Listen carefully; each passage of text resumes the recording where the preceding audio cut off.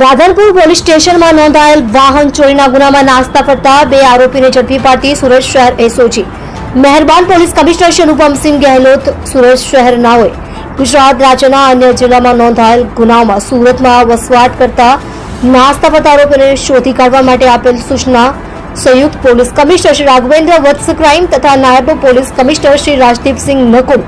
SOG નાઓના માર્ગદર્શન હેઠળ એસઓજીના પોલીસ ઇન્સ્પેક્ટર શ્રી નાઓની સૂચના મુજબ એસઓજી દ્વારા નીચે મુજબની કામગીરી કરવામાં આવેલ છે। એસઓજીની ટીમના માણસો શહેર વિસ્તારમાં પેટ્રોલિંગમાં હતા। તે દરમિયાન હેડ કોન્સ્ટેબલ જીતેન્દ્રસિંહ પ્રવીણસિંહ તથા હેડ કોન્સ્ટેબલ જીતેન્દ્રસિંહ રણજીતસિંહ નાઓને મળેલ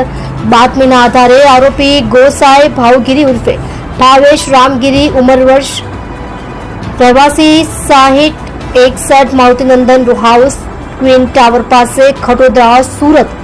તથા જોગડિયા યશરાજ ઉર્ફે ભૂરો ભીખાભાઈ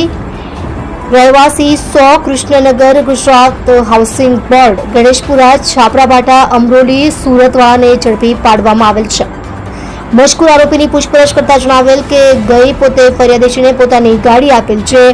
ગાડીના 11 લાખ રૂપિયા રોકડા લીધેલ હતા તથા બાકીના 21 લાખ રૂપિયા દર મહિને હપ્તા સ્વરૂપે આપવાના હતા, જેમાં ફરિયાદીશ્રી ગાડી લઈને ઘરે ગયેલ બાદ પોતે રાત્રિના સમયે ફરિયાદીશ્રીના ઘરેથી